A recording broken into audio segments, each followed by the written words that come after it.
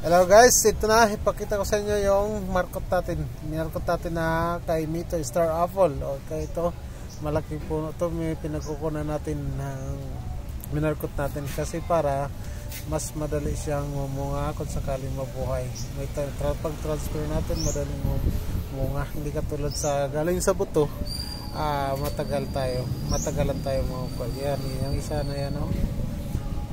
Meron pa dito, yan. Bali, kanyan sila, mga 7 na piraso. Hintayin natin siguro mga 2 buwan, saka natin yan titingnan. Dito pa, meron pa dito nakatago. Yun. Hintayin natin 2 buwan guys para tatanggalin natin. Tingnan natin din kung may ugat na.